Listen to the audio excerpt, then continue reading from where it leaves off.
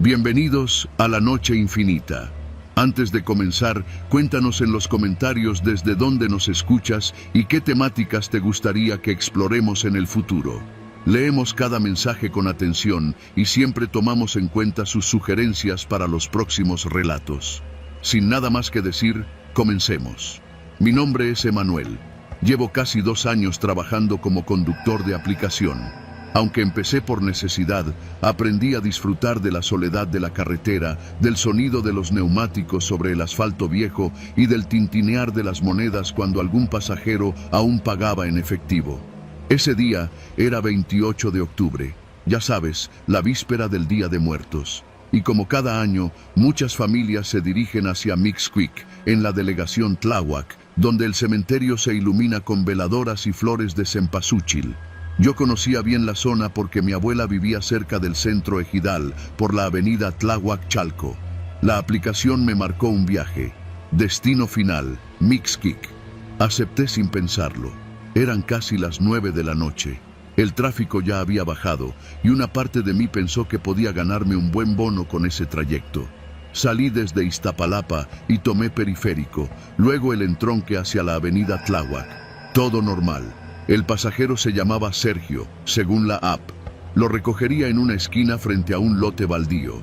Lo raro fue que, al llegar, me abordaron 3 personas, no una. 2 hombres y una mujer. Todos vestían de manera informal, con mochilas pequeñas. Uno de ellos se sentó a mi lado, los otros 2 atrás. ¿Eres Emanuel?, preguntó el del asiento del copiloto. Asentí, sin pensarlo. A veces comparten cuentas, no es raro. Entonces vámonos, carnal. A Mixquic, como dice ahí, dijo, mirando mi celular. Puse la ruta. Google Maps sugería pasar por la zona ejidal, una vía más rápida, aunque más solitaria. La tomé. No era la primera vez que conducía por ahí.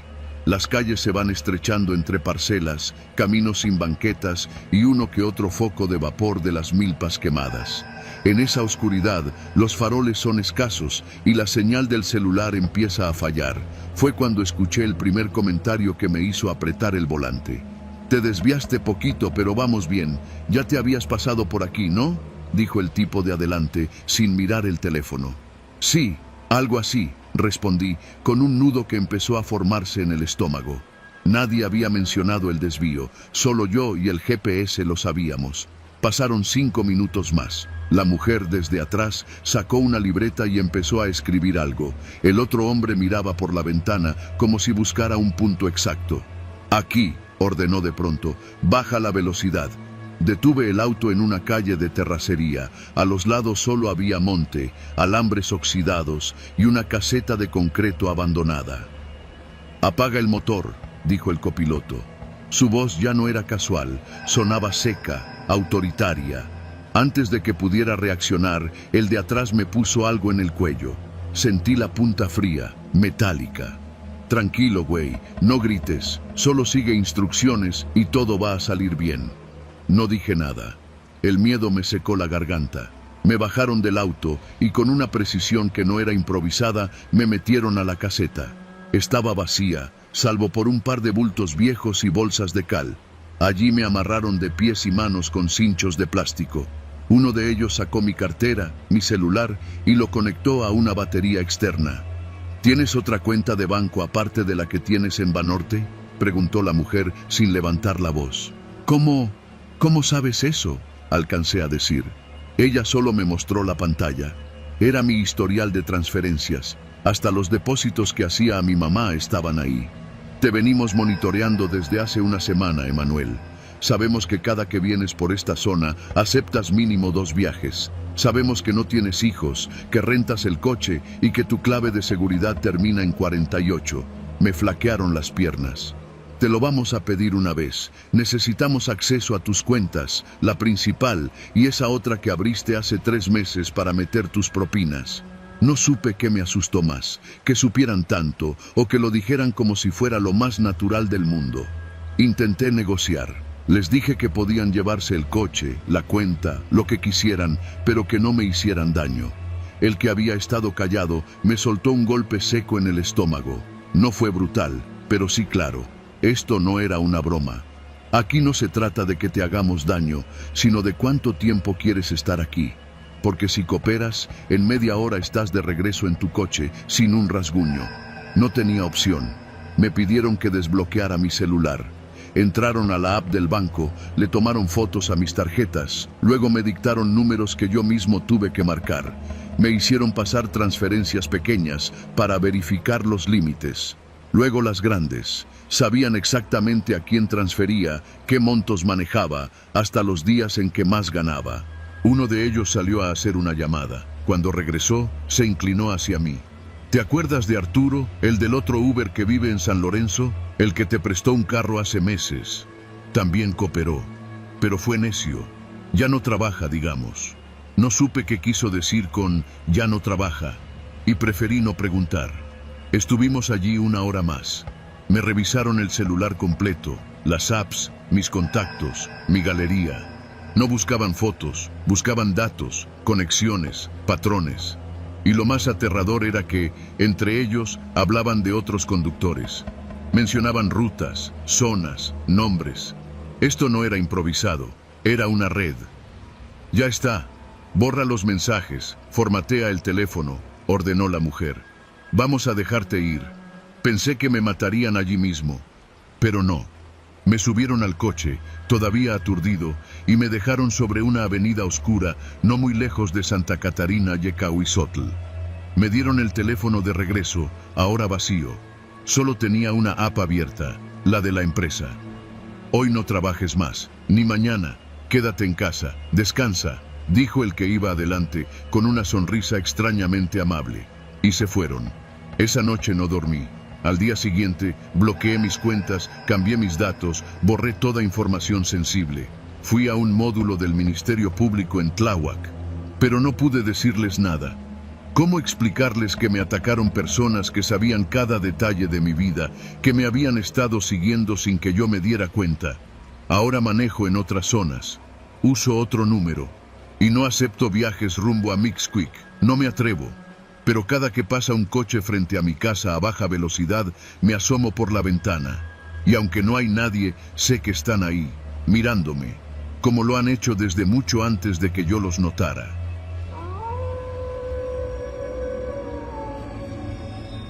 Mi nombre es Rubén, y soy repartidor desde hace casi 3 años. Uso una moto itálica vieja pero fiel, y conozco el periférico oriente como la palma de mi mano. Vivo en la colonia Reforma Política, y mis rutas suelen cubrir desde Rojo Gómez hasta Ermita. Nada glamuroso, pero suficiente para sobrevivir. Siempre he dicho que el peligro en esta ciudad no viene de los fantasmas, sino de la gente viva, y esa noche aprendí que hay peligros que no salen en las noticias ni se cuentan en las redes. Eran cerca de las 9:30. Había hecho ya 5 entregas, y me animé por una sexta porque el pedido iba para una vecindad en la zona industrial de Iztapalapa, donde normalmente dejan buenas propinas. Salí desde la esquina de Rojo Gómez con Periférico. El tráfico estaba moderado, y aunque ya era de noche, el aire era cálido, cargado de ese olor a gasolina, sudor y polvo que uno aprende a ignorar.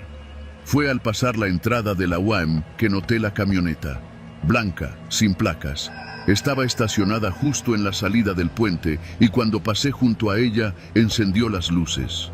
No lo pensé mucho, a veces hay policías encubiertos o vecinos paranoicos. Pero cuando doblé hacia Canal de Tezontle y vi que seguía detrás de mí, empecé a ponerme nervioso. Aceleré un poco, ellos también. Intenté una maniobra rápida para perderlos, doblando por una calle cerrada que conocía desde mis tiempos de repartidor en esa zona. Pero la camioneta no solo dobló también, lo hizo más rápido de lo que esperaba. No eran ladrones comunes, no intentaban cerrarme el paso, no gritaban, solo seguían. Me fui directo a Ermita.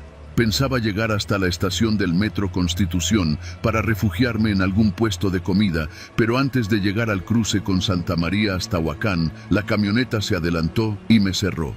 Perdí el equilibrio y caí al suelo con todo y moto. Me raspé la pierna y apenas me levanté cuando ya tenía a dos tipos encima. No dijeron ni una palabra. Me golpearon en la cabeza con algo duro. Lo último que vi fue la silueta de la moto tirada, aún con el motor encendido. Desperté en una bodega. El olor a aceite quemado, metal viejo y humedad era asfixiante. Estaba amarrado a una silla. Las muñecas me dolían por las cintas plásticas que me sujetaban. Frente a mí, una pared de lámina oxidada con manchas oscuras. No sabía si era sangre o grasa y la verdad no quise averiguarlo. Empecé a escuchar voces, hombres hablando en susurros. Me hacían preguntas extrañas, si tenía familiares, si alguien sabía mi ruta, si tenía geolocalización activada. Yo intentaba responder con la voz débil, tartamudeando.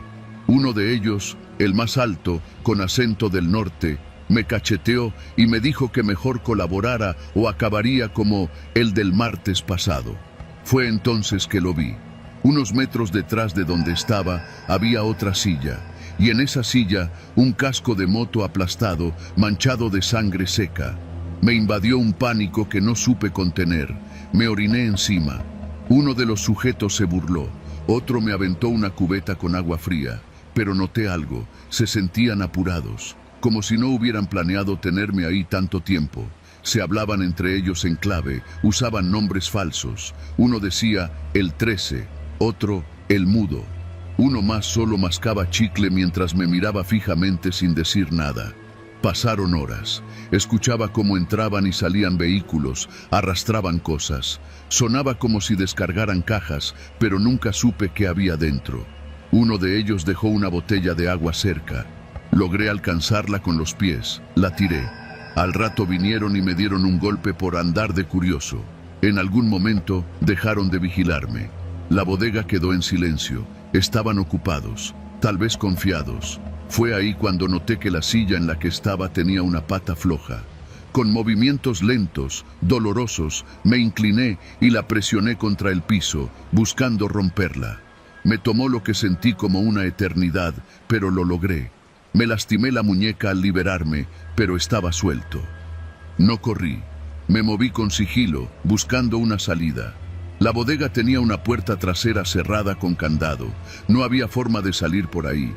Me escondí entre unas cajas. Desde ahí, escuché una conversación que no olvido. ¿Cuándo se llevan a este? Hoy no. Tenemos que mover primero los paquetes de ropa. ¿Y el del martes? Lo tiraron por Chalco. Nadie lo ha reclamado. Mi corazón se detuvo. Era una red que operaba capturando repartidores. ¿Para qué? No lo supe en ese momento, pero intuía que algo grande se escondía detrás. Quizás los usaban para transportar cosas sin que supieran. Quizás los vendían. Quizás simplemente los mataban para usar sus datos. No lo sé. Esa noche, después de lo que pareció una eternidad, una de las puertas quedó abierta. No sé si fue un descuido o si alguien tuvo compasión. Corrí como nunca en mi vida. Descalzo, sucio, ensangrentado. No sabía en qué parte exacta de Iztapalapa estaba, pero reconocí unas antenas de telecomunicaciones que vi una vez desde la autopista. Seguí ese rumbo hasta llegar a una tienda. Entré. La señora que atendía se asustó al verme. Le rogué que llamara a la policía. Ella dudó, pero lo hizo. Cuando llegaron, no me creyeron.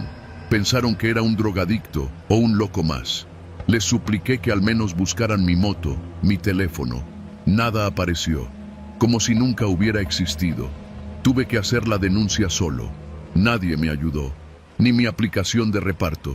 Me cerraron la cuenta por falta de cumplimiento de ruta. Mis papeles desaparecieron.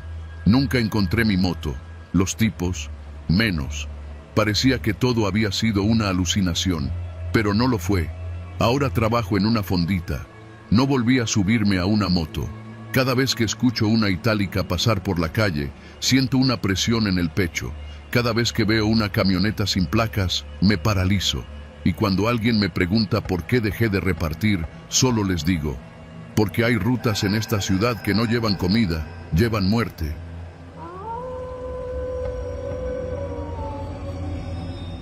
Me llamo Valentín. Tengo 43 años y desde que tenía 18 he vivido sobre ruedas. Soy trailero, conozco cada curva del sur de la ciudad como la palma de mi mano. Siempre preferí las rutas que pasan por Xochimilco hacia el estado de Morelos. Menos tráfico, paisajes más tranquilos. O al menos eso creía hasta aquella madrugada. Ese lunes salí desde la central de abastos de Iztapalapa con un cargamento de electrónicos para una tienda departamental en Cuautla. Un viaje corto, ida y vuelta en el mismo día. Pero hubo un retraso con la carga y terminé saliendo pasadas las 2 de la mañana. A esa hora, la carretera Xochimilco-Huaxtepec parece dormida. Solo los perros flacos y las luces temblorosas acompañan a los que cruzamos por ahí. Pasando San Gregorio a Tlapulco, justo donde la carretera se afina como serpiente y las casas se vuelven parcelas solitarias, vi las luces de una patrulla. Estaba estacionada en un pequeño acotamiento, con la torreta girando en silencio. Frené despacio. No soy pendejo. En estas rutas hay muchas historias de extorsiones y asaltos, pero también policías de verdad, y con los trámites que traía, no podía darme el lujo de una revisión a la fuerza. Un oficial me hizo señas con la lámpara. Se acercó por la ventana del copiloto. «Buenas noches, chofer. ¿Sabe por qué lo paramos?» Su voz era seca. No traía placa visible, pero el uniforme parecía auténtico. Revisó mis papeles, me pidió la bitácora y la carta aporte. Todo en regla. Pero no me gustó cómo miraba la cabina, como si buscara algo más que una infracción. «Acompáñeme a la patrulla», dijo. «Nada más para corroborar en la base». Le dije que prefería esperar en el tráiler, que todo estaba correcto. Me encañonó sin una palabra más. Cuando me bajaron, ya no había opción. Sentí la punta fría del cañón contra la espalda. En la patrulla, otro tipo con uniforme, más joven, ojos vidriosos, me esposó con movimientos nerviosos. No dijeron a dónde íbamos, solo tomaron mi teléfono, mi cartera y me cubrieron los ojos con una franela. Me llevaron por lo que pareció una eternidad, entre caminos irregulares. Escuchaba el roce de las ramas, los baches, el rechinar de las llantas. Luego, el silencio. Me bajaron a empujones. Me golpearon con tubos, con puños. No preguntaban nada, solo golpeaban. Después me encerraron en una habitación sin ventanas. Olía a tierra húmeda y gasolina. Pasé días ahí. Lo supe porque contaba el tiempo por el sonido de los gallos. Uno cada amanecer. Dormía en el suelo, con una cobija pestilente. Me daban pan viejo y agua cada tanto. No hablaban entre ellos. Cuando entraban, lo hacían callados. Solo una vez escuché una conversación entre murmullos. «Ya está el camión en San Pablo. Checa la bodega de Milpa Alta». Eso me hizo entender. Estaban usando el tráiler, robaron la carga, y yo era un estorbo, un testigo. El cuarto día, uno de los tipos, el joven de los ojos vidriosos, me dio una cubeta con agua para que me aseara. Le temblaban las manos. Me vio un rato y dijo algo que me heló. «Tú tuviste suerte. A los otros ni los bajan vivos». Esa noche me soltaron. Me subieron a una camioneta, sin decir palabra. Manejaron por horas. Me dejaron abandonado en una zanja, entre maizales, cerca de Jojutla. Me quitaron la franela de los ojos antes de irse. Nunca olvidaré su cara. El más viejo me miró fijo y dijo: «Si abres la boca, no encontramos a tu familia. Ya sabemos dónde vives». Tardé 1 hora en llegar al pueblo más cercano. Caminé descalzo. La sangre seca en mis piernas era lo único que me hacía sentir el cuerpo. Nadie me ayudaba. Me veían como un loco, un vagabundo. Cuando finalmente di parte a la policía, me dijeron que sin pruebas, sin placas, sin grabaciones, era difícil. Que esas cosas pasan, sobre todo en esa zona. Que mejor no me metiera en problemas. Semanas después, un amigo de confianza que trabaja en aduanas me dijo que un cargamento idéntico al mío apareció registrado con sellos falsos en una bodega en Chalco. Supo que algunos traileros están coludidos con bandas delictivas. A veces ellos mismos venden las rutas, pero nadie quiere denunciar. Todos callan. Yo también callé, pero no porque me amenazaron. Callé porque aprendí algo mucho más aterrador, que allá afuera hay grupos que no necesitan fantasmas para ser monstruos, que los verdaderos horrores no son gritos en la oscuridad, sino silencios largos, prolongados, como el que sentí esos días. No volví a tomar esa ruta, no manejo de noche, y cuando paso por San Gregorio, bajo la velocidad, miro al monte, a los acotamientos vacíos. A veces me parece ver esa patrulla, ahí, esperando, pero ya no me detengo, porque aprendí que en este país no todos los caminos llevan a casa.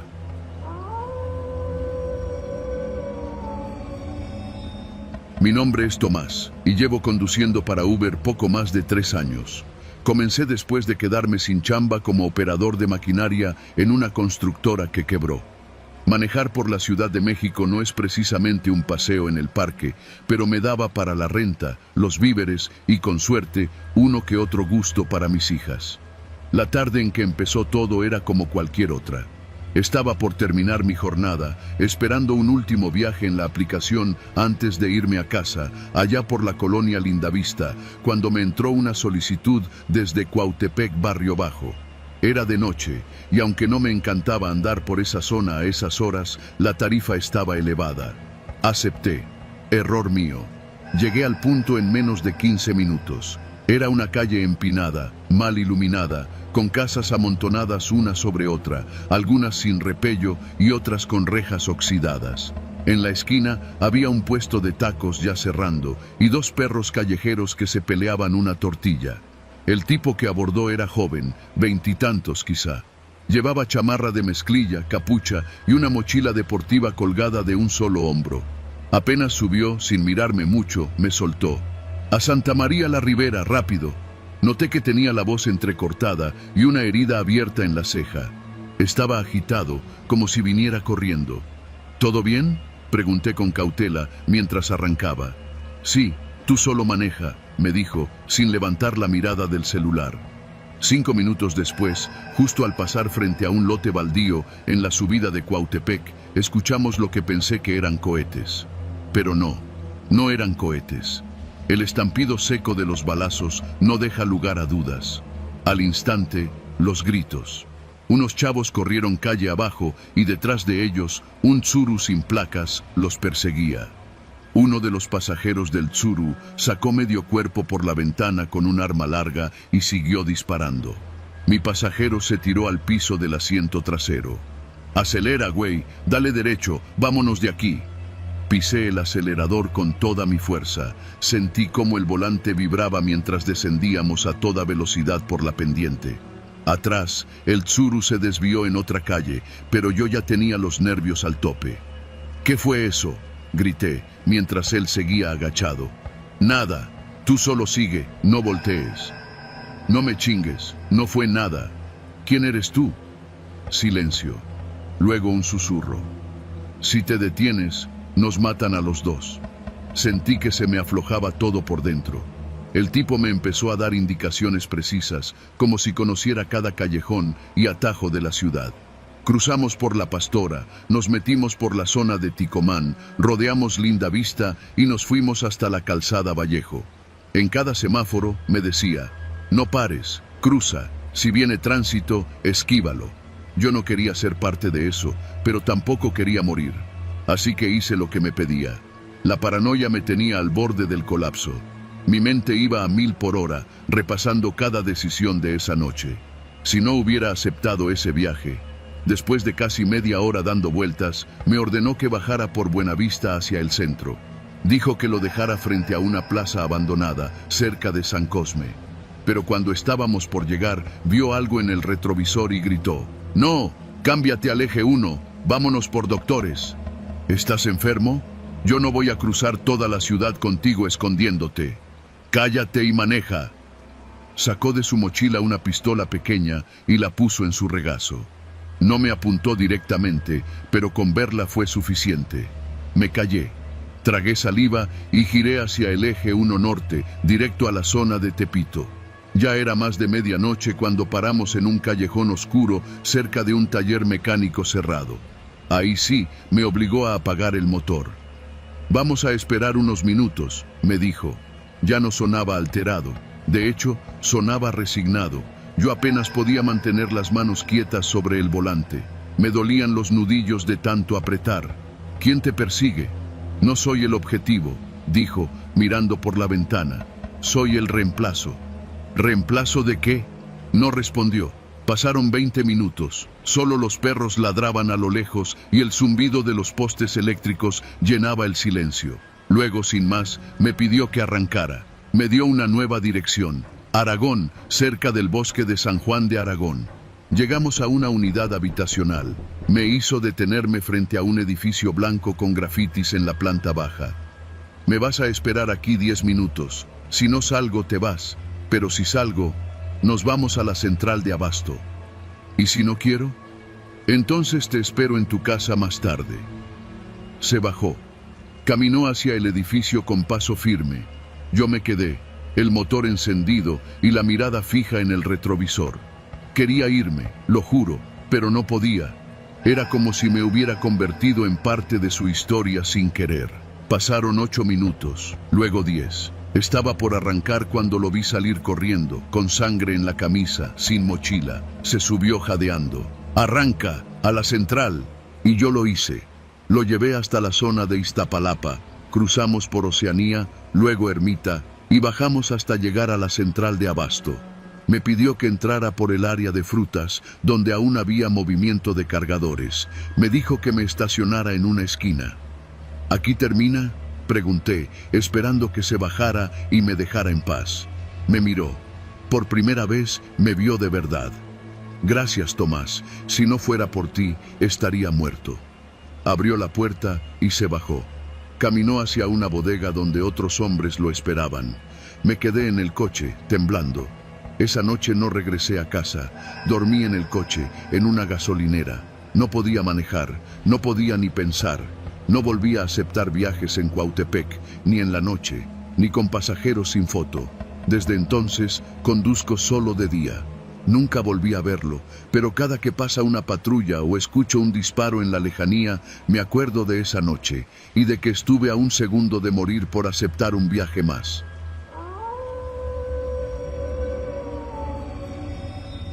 Nunca pensé que una escapada familiar por el sur de la ciudad terminaría marcándonos para siempre. Todo comenzó un domingo por la tarde, uno de esos en que Milpa Alta parece detenerse, donde los puestos del tianguis se recogen temprano y el silencio rural se mezcla con el eco lejano de la ciudad. Mi esposa, mis 2 hijos y yo decidimos ir hacia el Ajusco, pasando por la carretera que conecta San Antonio Tecomitl con San Miguel Topilejo, un trayecto lleno de curvas, barrancas y terracería traicionera. La camioneta iba cargada de cobijas, comida casera y risas infantiles. Tomamos la ruta por Villa Milpa Alta, confiando en el camino de tierra que mi suegro siempre recomendaba como atajo. Pero conforme avanzábamos, el ambiente cambió. Pasamos un tramo donde los árboles cubrían el cielo y la señal del celular desapareció. Fue entonces cuando apareció. Una camioneta blanca, polarizada, bloqueando el paso.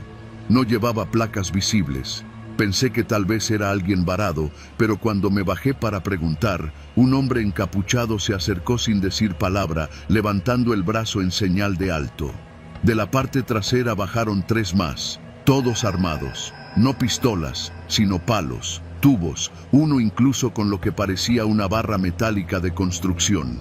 Me ordenaron que regresara a la camioneta y apagara el motor. Hice lo que me dijeron. Mi esposa temblaba. Los niños, en silencio absoluto, sabían que algo iba muy mal. Nos gritaron que bajáramos. Obedecimos. «Desnúdense», dijo uno, sin emoción alguna. Creí haber entendido mal, pero repitió la orden. Nos despojaron de todo, ropa, teléfonos, hasta los zapatos. Uno de ellos sacó un celular y comenzó a grabar. Me obligaron a mirar a la cámara, a decir mi nombre, mi dirección, mi trabajo. A mi esposa la obligaron a hacer lo mismo, entre lágrimas y súplicas. A mis hijos, de apenas 8 y 10 años, los dejaron taparse con unas cobijas que arrojaron al suelo, como si eso los protegiera de la humillación. Nos grabaron durante minutos que parecieron eternos. No hubo golpes, no hubo insultos, solo esa violencia silenciosa, planeada, que calaba más que cualquier golpe. Cuando terminaron, uno de ellos se nos acercó y habló al oído. Si hacen algo, si lo denuncian, esto se va directo al internet. Nos dejaron ir. Subimos a la camioneta, aún temblando, sin ropa, sin palabras. Manejé de regreso sin mirar atrás, con el cuerpo helado pese al calor de la tarde. En la entrada de Villa Milpa Alta encontré una patrulla. Pensé en detenerme, pensé en pedir ayuda, pero vi como los dos policías conversaban animadamente con un tipo que traía una camiseta idéntica a uno de los que nos asaltó. Seguimos derecho. Esa noche dormimos todos en la misma cama, abrazados, en silencio. No hablamos del tema durante días, hasta que llegó el mensaje. Una cuenta sin nombre nos mandó un fragmento del video. Seguía con una frase: ya saben que sigue si hacen pendejadas. Desde entonces, pagamos, cada mes. No es mucho, dicen, una cuota simbólica. Pero ya no salimos de noche. Mi esposa dejó de usar redes, yo cambié de empleo. Y los niños ya no se ríen igual. Milpa Alta sigue igual. El tianguis, las tortillas al comal, los perros callejeros, la gente saludando al pasar. Pero en esas montañas, entre las veredas que conectan al Ajusco, hay algo más. Algo que nos hizo pedazos y que, hasta hoy, sigue cobrando su tributo.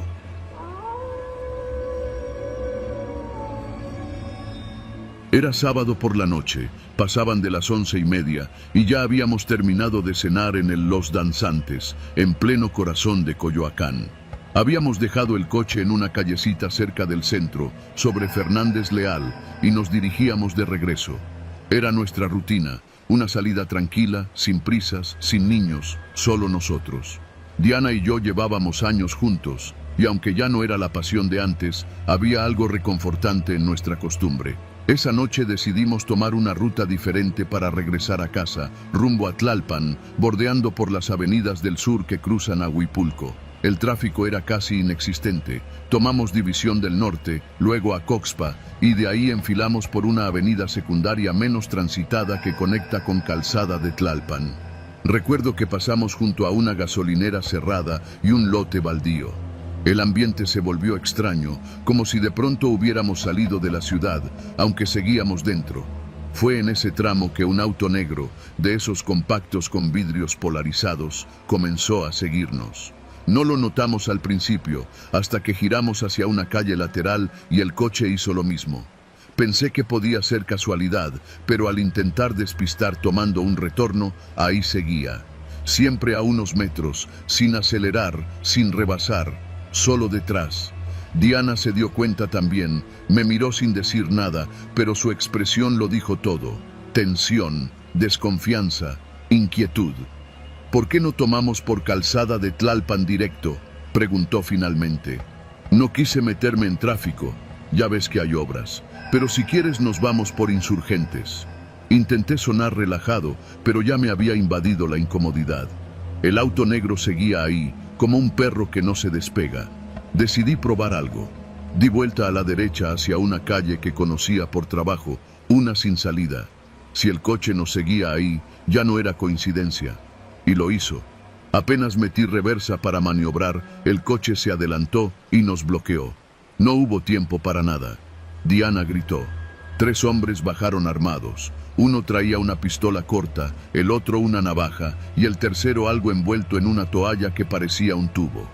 «Apaga el carro, no hagas pendejadas», gritó uno mientras el del arma se acercaba por mi lado. Obedecí sin dudar. Tenía las manos arriba. Diana lloraba sin hacer ruido, como tragándose el miedo. Nos obligaron a salir. Uno de ellos sacó un celular y nos mostró nuestras fotos. «Ya los tenemos ubicados desde hace semanas», dijo con voz baja, casi amistosa. «Esto no es un asalto común. Me pidieron nuestras identificaciones, celulares, tarjetas.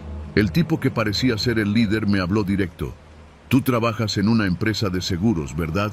Y tú, Diana, en una editorial. Sabemos lo que ganan. No queremos causarles daño, pero ya no pueden confiar en nadie. Nos obligaron a dar nuestras contraseñas bancarias, claves de aplicaciones, y respondimos todo. Sabían detalles específicos, nuestras rutas habituales, las placas del coche, el nombre de nuestra hija. Uno de ellos incluso preguntó por la señora que ayuda en casa.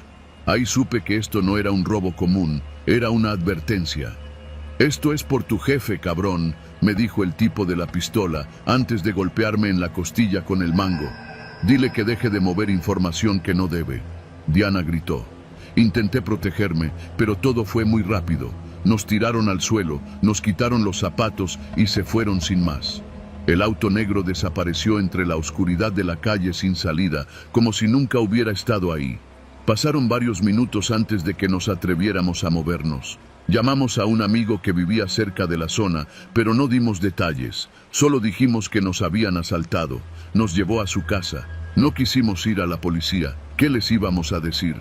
Que sabían todo de nosotros, que no nos robaron, nos investigaron. Esa noche no dormimos. Al día siguiente cancelamos tarjetas, cambiamos claves, desconectamos todas las apps. Diana no quiso regresar a trabajar en una semana. Yo estuve revisando los espejos retrovisores durante días. Jamás volvimos a salir de noche en coche, ni siquiera a Coyoacán.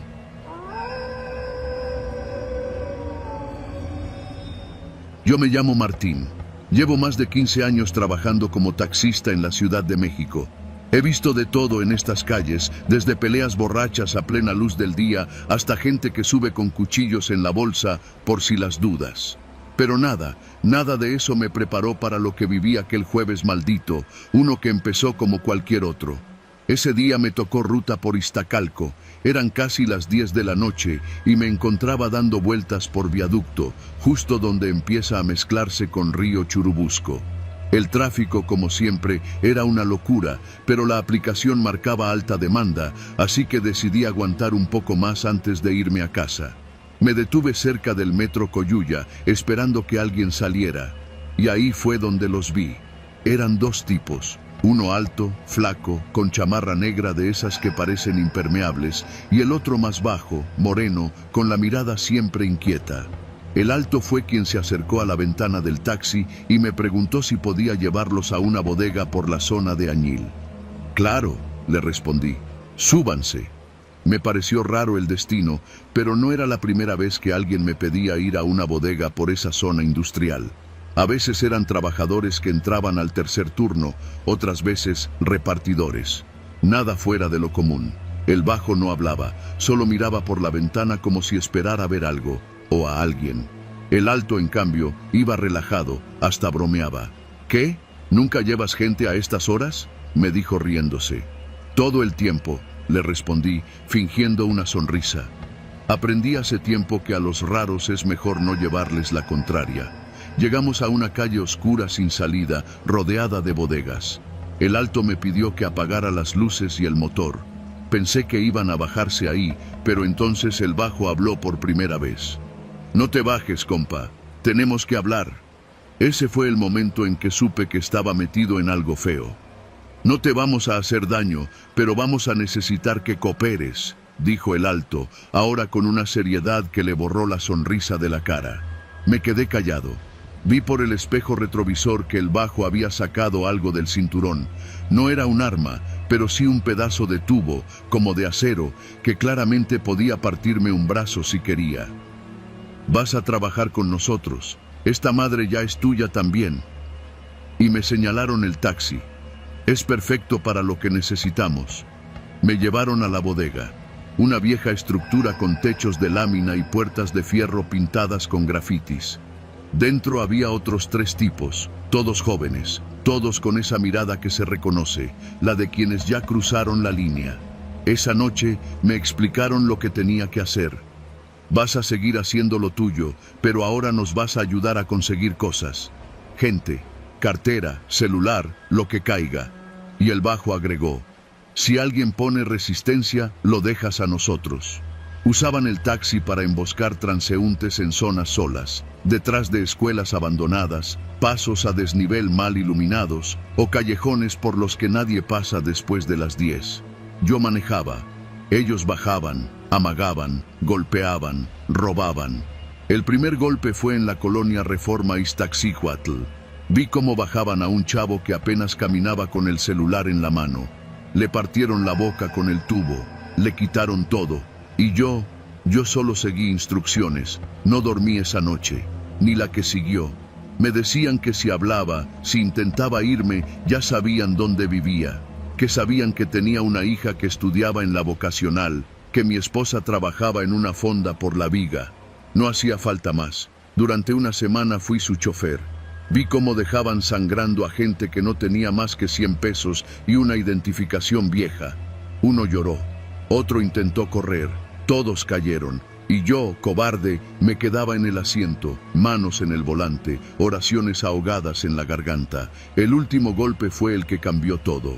Me dijeron que íbamos por un encargo especial, algo diferente.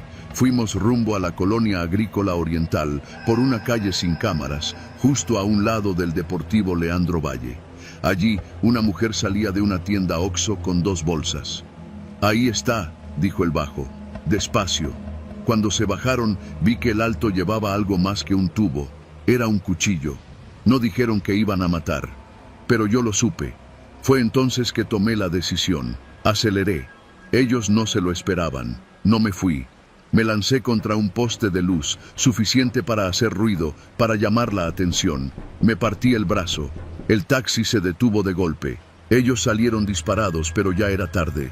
Gente empezó a asomarse desde los edificios. La mujer escapó ilesa. Yo terminé con una fractura, y ellos los agarraron una semana después. Uno trató de esconderse en casa de su tía en Iztapalapa. Otro fue detenido vendiendo uno de los celulares robados.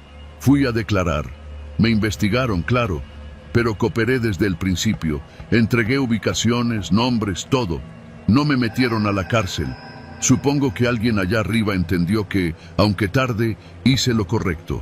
Hoy no manejo más taxi. Trabajo en una oficina, archivando papeles. Gano menos, pero duermo tranquilo. A veces, cuando paso por viaducto, evito mirar hacia esas calles oscuras. No quiero recordar lo que vi, lo que permití, pero no puedo evitarlo, porque cada que me veo al espejo, veo al hombre que casi se convierte en cómplice de algo imperdonable, pero sobreviví. Y esa, en esta ciudad, ya es ganancia.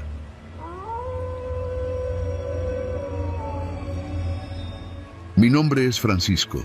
Llevo más de 15 años manejando tráiler en rutas de carga dentro del Estado de México y la ciudad. Siempre he sido precavido, cuidadoso con el GPS y más aún desde que los asaltos se volvieron pan de cada día. Aún así, nunca imaginé que la noche del 15 de marzo cambiaría mi vida. Había salido de la central de abasto de Iztapalapa poco antes de las 9 de la noche, con destino a un pequeño almacén cerca del Aeropuerto Internacional de la Ciudad de México. Era una entrega sencilla, cajas de electrónicos de medio valor, nada del otro mundo. El GPS me indicaba que en 35 minutos estaría en mi destino. Tomé viaducto y luego circuito interior. Era una ruta conocida. El tráfico a esa hora era ligero, pero algo me extrañó. A mitad del trayecto, el GPS empezó a recalcular. Ruta alternativa encontrada. Ahorro de 8 minutos.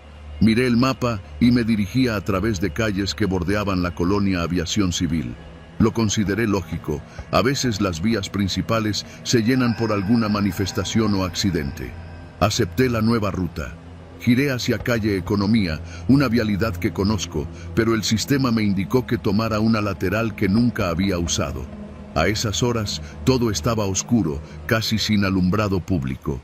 Las calles eran angostas, apenas cabía el tráiler.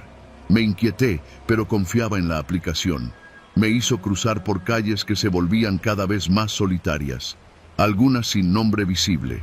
Pasé frente a una barda con grafitis viejos, vi un par de autos chatarra abandonados. Aún así, seguí, hasta que el GPS dijo, ha llegado a su destino. Me detuve frente a una bodega sin letreros, sin iluminación. Nada coincidía con la dirección de entrega. Me quedé inmóvil unos segundos, revisando la orden en mi celular. El nombre del almacén era Tercer Eje Distribución S.A. y debía estar en calle Talleres Gráficos, a 2 cuadras de donde supuestamente me encontraba. Abrí el mapa y supe que algo andaba mal. No solo no estaba en Talleres Gráficos, sino que ni siquiera estaba cerca. El sistema me había metido más profundo en aviación civil, por calles como electromecánica y energía nuclear. Ahí, donde pocas veces pasa una patrulla. Puse reversa para intentar salir. Fue entonces cuando vi por el retrovisor una moto que se aproximaba con las luces apagadas. Luego otra. En cuestión de segundos, 5 motos rodearon el tráiler. Todos los tipos llevaban cascos oscuros. Uno de ellos se paró justo frente al vehículo. Golpeó el cofre con una palanca metálica. «¡Bájate, carnal!», gritó. Fue como si me reventaran los tímpanos. El miedo me paralizó.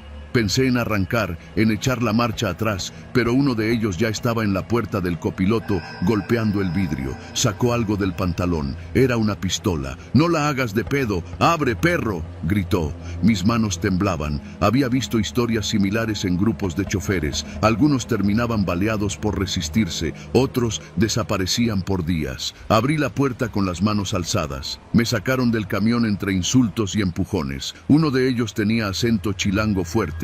El otro hablaba más pausado. «Ya sabemos qué traes, no te hagas», me dijo uno mientras revisaba mi cabina. Otro conectó un aparato al tablero, algo que nunca había visto. «Ya está clonado el sistema, este güey ya no nos va a decir pa' dónde», comentó. Entonces entendí.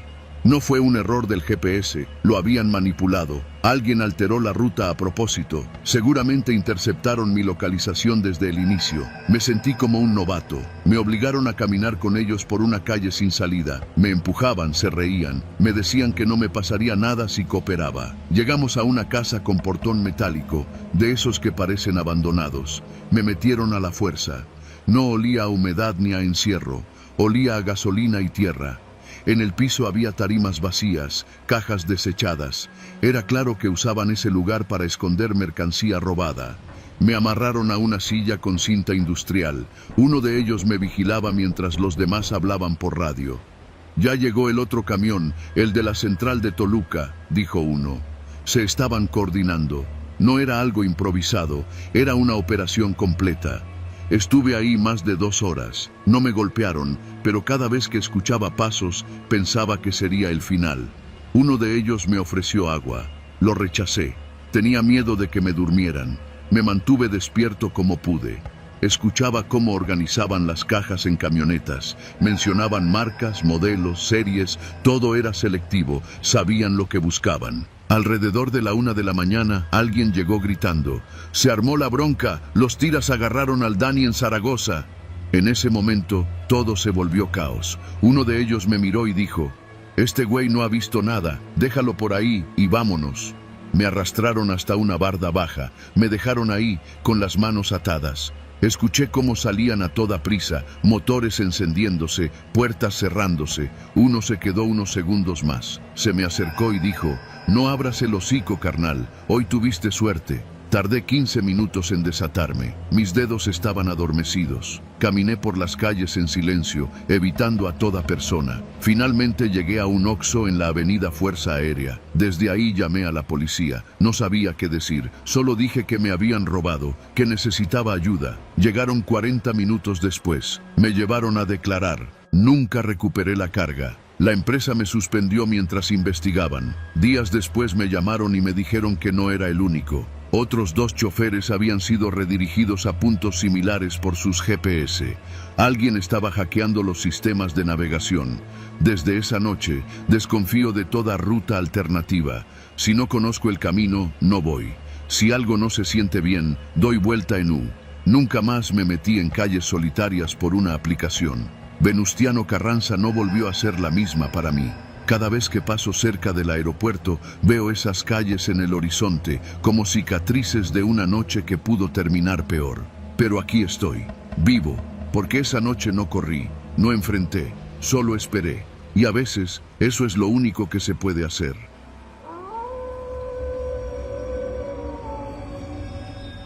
No era la primera vez que manejaba de noche por la carretera de las Águilas rumbo a Santa Fe.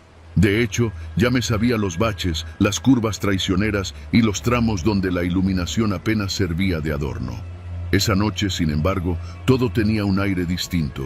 Había salido tarde del trabajo, como casi siempre, y aunque la idea de manejar sola nunca me entusiasmaba, no me quedaba de otra. Iba en mi Mazda blanco, con las ventanas cerradas y la música bajita, solo para no sentirme tan sola. Eran cerca de las 11 y la avenida Desierto de los Leones estaba más vacía de lo normal. El tramo que cruza las Águilas rumbo al poniente siempre ha tenido fama. Asaltos, desapariciones, autos fantasmas. Historias que uno cree exageradas hasta que te toca vivir algo parecido. A la altura del cruce con Calzada de las Águilas, noté las luces de una patrulla detrás de mí. Pensé que iba a rebasarme, pero en lugar de eso, se mantuvo justo a mi espalda. Era una camioneta blanca con luces azules y rojas, sin logos visibles. Me incomodó, pero no me detuve. Aceleré un poco. Ellos también.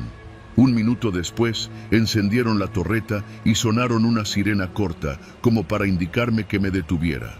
Mi corazón empezó a latir con fuerza. Estaba en una zona oscura, sin comercios cerca. No vi el número de patrulla, ni placas. Me estacioné a un costado, justo en una parte angosta del camino, sin salidas cercanas. No bajé la ventanilla, solo esperé. 2 tipos se acercaron. Llevaban uniformes genéricos, sin insignias claras. Uno golpeó la ventanilla del copiloto. Su actitud era extrañamente relajada, como si ya supieran que yo no tenía muchas opciones. «Baje del vehículo, señorita», dijo uno, con tono autoritario, pero sin mostrar una placa. «¿Por qué?», pregunté, sin moverme. «Procedimiento, verificación de documentos. No haga esto difícil». Quise grabar con el celular, pero mis manos temblaban tanto que apenas pude desbloquearlo. No bajé la ventana. El tipo del lado derecho comenzó a forcejear con la manija. El otro sacó algo del cinturón, parecía un tubo metálico. Fue entonces cuando mi instinto gritó más fuerte que mi miedo. Pisé el acelerador sin pensarlo. El Mazda chilló, casi se me apaga, pero salió disparado. Por el retrovisor vi cómo uno de ellos intentaba golpear el cristal trasero con el tubo. No alcancé a ver si lo lograron.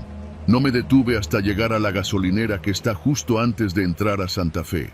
Me bajé temblando, pedí ayuda a uno de los empleados. Me dejó quedarme en la tiendita mientras llamaba a mi papá. Nunca vi otra patrulla pasar, tampoco llegaron a buscarme. Pensé en denunciarlo, pero ¿qué iba a decir? ¿Que unos tipos sin identificación intentaron bajarme del coche en medio de la nada? Nadie lo creería. En la delegación me mirarían con cara de «¿Y tú qué hacías manejando sola a esa hora?». Pasaron 5 días. Un viernes por la mañana recibí un sobre del gobierno de la ciudad. Era una notificación de infracción. Lo abrí con fastidio, pensando que sería alguna multa por exceso de velocidad. Pero no. El documento decía que había sido sancionada por no atender una señal de alto de unidad de seguridad pública en funciones a las 11:12 de la noche en Desierto de los Leones, cruce con Calzada de las Águilas. Me paralicé. El número de la supuesta patrulla estaba anotado. Decía Unidad 15432, Policía de Proximidad. Revisé el sitio de tránsito. No había ninguna patrulla activa con ese número. La fotografía de la infracción era borrosa, pero se alcanzaba a ver la parte trasera de mi Mazda con el reflejo de luces azules. Ninguna cámara de seguridad de la ciudad debería haber captado eso. Ese tramo no tiene cobertura. No dormí esa noche, ni la siguiente. El sábado salí a revisar el coche. Tenía un rayón largo en la parte trasera, justo donde uno de los hombres había golpeado. No lo había notado antes. Me senté en la banqueta, frente al coche, y empecé a llorar. No solo por el susto, sino por la certeza de que alguien me había seguido hasta mi casa. Porque esa multa, esa información no era pública.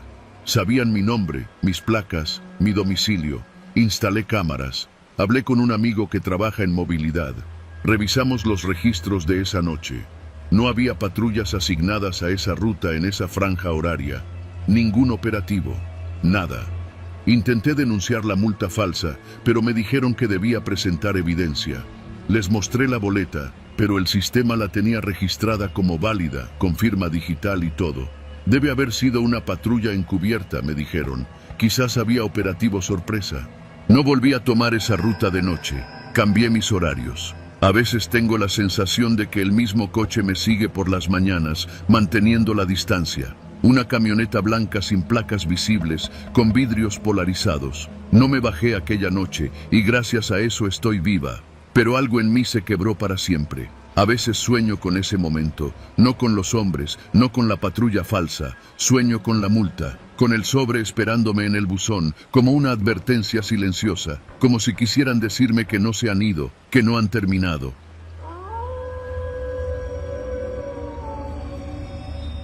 Siempre he sido de los que encuentran paz en el dolor, de los que pedalean cuesta arriba como si cada kilómetro fuera una penitencia merecida. Vivir en Tlalpan, al sur de la Ciudad de México, tiene sus ventajas. El Ajusco queda cerca y sus caminos, entre la niebla, la maleza y los descensos peligrosos, son el paraíso para los que amamos la bicicleta como otros aman una religión. Era domingo por la mañana, poco antes de que el sol rompiera las nubes grises del amanecer. La ruta era conocida. Tomaba la carretera vieja de la cima y me metía entre caminos secundarios, cruzando ranchos y cabañas de fin de semana que entre semana parecían escenarios de una película olvidada. Me gustaba esa soledad. Me gustaba sentir que el mundo era mío y del crujir de mis ruedas. Ese día algo era diferente. Un sonido detrás de mí, como de motor viejo y lento, me seguía desde hacía rato. Me orillé. Una camioneta negra, vieja, sin placas, me pasó rozando. Me detuve, sentí el corazón latiéndome en los oídos. La camioneta se detuvo adelante, unos 15 metros. Una de las puertas traseras se abrió, y luego todo se volvió confuso. Me desperté en un cuarto con paredes metálicas. No sabía cuánto tiempo había pasado. Estaba atado de brazos y piernas y tenía una herida profunda en el hombro. Había costras de sangre seca en mis rodillas. Me dolía la boca como si me hubieran puesto un trapo con algo. Cuando logré enfocar la vista, vi una bicicleta estacionada contra la pared. No era mía. Y eso fue lo que más me asustó, no reconocer nada de lo que me rodeaba. Pasaron días, o eso creo. Me alimentaban una vez al día y había más tipos en ese lugar. Flacos, heridos, ciclistas como yo. Algunos estaban peor. Uno, de acento norteño, me dijo que llevaba 1 semana y media ahí. Otro, con las costillas marcadas bajo una camiseta rota, me susurró que había sido campeón de ruta en Querétaro. Me enteré de todo a pedazos. No sabíamos dónde estábamos exactamente, pero por el clima, la altitud y el ruido de fondo, autos en ráfagas, motos de pista, dedujimos que estábamos cerca de alguna pista clandestina en los alrededores del Ajusco. Nos usaban, eso fue lo que dijeron. Nos metían en carreras organizadas por tipos ricos que apostaban como si fueran gallos de pelea. Solo que aquí, los gallos éramos nosotros. No era un juego, no era un deporte. Era una trampa mortal. Las rutas eran preparadas para provocar accidentes, curvas mal marcadas, obstáculos puestos a propósito, perros entrenados para perseguirnos y motos que nos rebasaban con centímetros de margen. Y cada corredor tenía dueño. Apostadores que nos veían desde puntos de control, gritando eufóricos cuando uno caía. Cuando me tocó, casi no podía caminar. Me pusieron una bicicleta demasiado grande. Me dieron pastillas, dijeron que era para aguantar. Me pusieron un número en el pecho, pegado con cinta industrial. Sentí que no era una carrera, era una ejecución disfrazada de adrenalina. La ruta era un circuito en medio del bosque, terreno mixto, grava, lodo, asfalto roto. Eran 8 ciclistas, 2 nunca llegaron a la meta. A uno lo vimos caer en una zanja profunda. Al otro lo atropelló una de las motos de los comisarios. Yo sobreviví por instinto. Me tiré antes de una curva imposible y fingí una fractura. Funcionó. Me arrastré hasta unos matorrales y cuando nadie me miraba, me fui entre la maleza. Caminé horas, sangrando, sin agua, hasta que vi una torre de luz a lo lejos. Era una estación de servicio. Me desmayé a metros del lugar. Estuve hospitalizado por 2 semanas. No dije mucho, me tomaron declaración, pero hablé de un asalto, de pérdida de memoria. El médico me dijo que tenía señales de golpes antiguos y deshidratación severa. No mencioné nada sobre las apuestas ni las rutas clandestinas. ¿Quién me iba a creer? Volví a casa con la bicicleta rota y el alma en pedazos. De noche, sueño con la pista, con los gritos, con las motos, con el sonido seco de una clavícula quebrándose a mi izquierda. Nunca más volví al Ajusco. Vendo mi bici por partes. Cada tornillo que cae al suelo me recuerda que sigo vivo, pero por poco. Y que allá, entre las sombras de los pinos, todavía hay hombres gritando por su ciclista favorito, mientras alguien más se parte el alma por entretenerlos. Soy Daniel, conductor de Didi desde hace poco más de 2 años. Nunca pensé que una aplicación de transporte pudiera cambiar tanto mi vida, o más bien, destrozarla. Todo empezó una noche común, una de esas donde el tráfico ya se había calmado y los pedidos empezaban a escasear. Estaba dando vueltas por Azcapotzalco, justo en la zona de Ceilán, cerca de la avenida Tesosomoc, cuando me cayó una solicitud desde la colonia Coltongo. Eran casi las 11 de la noche, y aunque suelo evitar pedidos tan tarde, la tarifa dinámica era buena. Acepté. El punto de recogida era frente a una bodega vieja, entre fábricas y locales cerrados.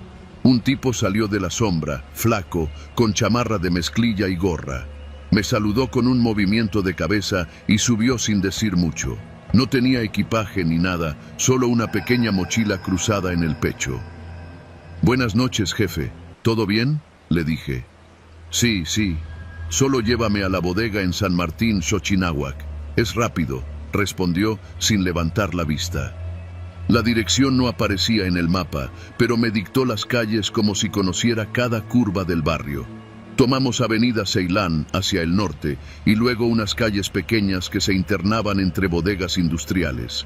El ambiente se volvía más raro con cada vuelta. Oscuro, silencioso. Solo el ronroneo del motor y las luces amarillentas de los postes alumbraban el camino. Llegamos a una bodega escondida entre 2 lotes vacíos. El tipo me pidió que lo esperara un momento, que no me tardaría. Entró por una puerta lateral sin decir más. Quise irme, pero pensé en la tarifa. Estaba bien pagado por esperar. Fueron 5 minutos, luego 10, hasta que salió otro tipo, diferente. Vestía ropa similar, pero tenía la cara cubierta con cubrebocas y gorro. Se asomó, revisó mi coche y sin decir palabra me hizo señas para que entrara. «¿Perdón? ¿Qué pasa?»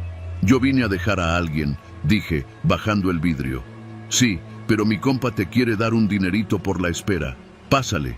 No me gustó nada, pero me sentía comprometido, así que bajé. Adentro, el primer tipo me recibió con una sonrisa falsa. Me ofreció una cerveza, que rechacé.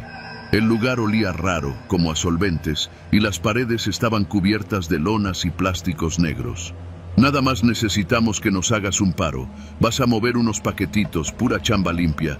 Te vamos a dar 1,500 por viaje. No preguntas, no ves, solo manejas». Quise decir que no, pero en ese momento sentí una picadura en el cuello. Una jeringa.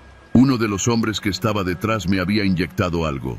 Me desmayé casi al instante. Desperté en mi coche, estacionado en algún lugar que no reconocía. Era de día, mi cabeza zumbaba como si hubiera tenido la peor cruda de mi vida.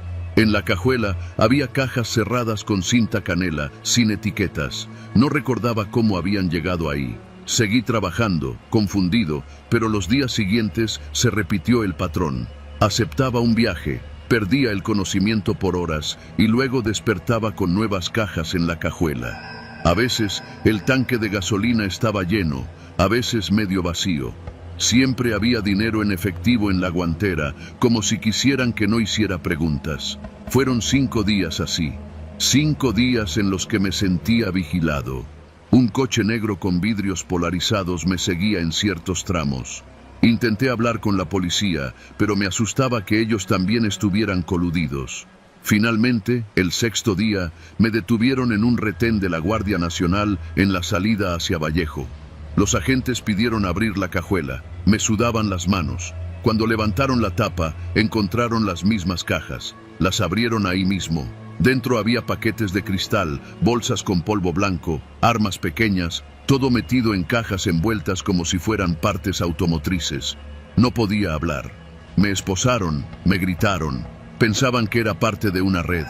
Pasé 2 días detenido hasta que un abogado de oficio logró probar que mi coche tenía reportes de haber sido manipulado electrónicamente. Encontraron una cámara oculta en el retrovisor y un rastreador bajo el asiento.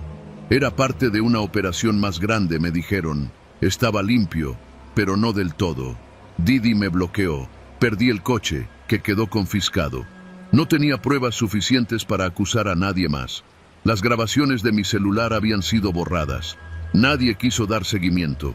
Ahora sobrevivo manejando un Tsuru que apenas pasa la verificación. Ya no uso aplicaciones. Solo levanto pasajes en la calle, con cuidado, con paranoia. Vivo con miedo, con el cuerpo tenso cada vez que un pasajero sube con mochila. En Azcapotzalco, entre fábricas y avenidas oscuras, hay rutas que llevan a lugares de los que no se regresa igual. Rutas que te tragan sin que nadie se entere. Yo regresé, pero ya no soy el mismo.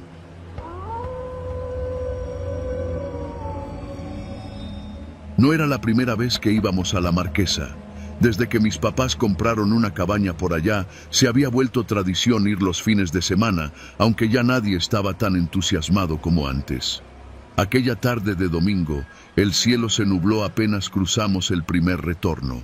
Mamá venía dormida, recostada contra la ventanilla. Papá, con los ojos puestos en el camino y las manos firmes en el volante. Mi hermanito, Emiliano, jugaba con una tablet en el asiento trasero, murmurando sus diálogos de caricatura, completamente ajeno a todo. Pasamos Contadero casi sin darnos cuenta. La carretera se estrecha en esa parte, bordeada de árboles y con niebla que llega como si alguien la escupiera desde el bosque. Yo iba en el asiento del copiloto, revisando mis mensajes sin mucho interés, hasta que papá frenó de golpe. Frente a nosotros, una fila de autos detenidos. No eran muchos, quizás 5 o 6, todos esperando frente a un retén improvisado con conos naranjas, una camioneta blanca y 3 sujetos con chalecos fosforescentes. Papá bajó la ventana. «Buenas noches, oficial», dijo, con esa voz tranquila que usaba cuando no quería meterse en problemas. Uno de los hombres se acercó, con un radio en la mano y una pistola en el cinturón. Llevaba una gorra sin logotipo. «¿De dónde vienen?», preguntó, sin saludar. «De la Marquesa», respondió papá, forzando una sonrisa. «¿A dónde se dirigen?». «A casa. Vivimos en Coajimalpa». El tipo miró al interior de la camioneta. Lo sentí más como un escaneo que como una revisión. «¿Llevan algo de valor?», preguntó, y justo entonces otro de los sujetos golpeó la ventanilla trasera del lado de Emiliano. El niño se asustó y soltó la tablet. Mamá se despertó sobresaltada. «¿Qué pasa?», preguntó, intentando entender. El tercer sujeto apareció del lado del copiloto. Yo todavía tenía el teléfono en la mano y me lo arrebató sin decir una palabra. «¡Oye!», grité, pero papá me hizo una señal con los ojos, como diciendo, «No la riegues». «Bajen», ordenó el primero. No era una sugerencia, todo se volvió confusión.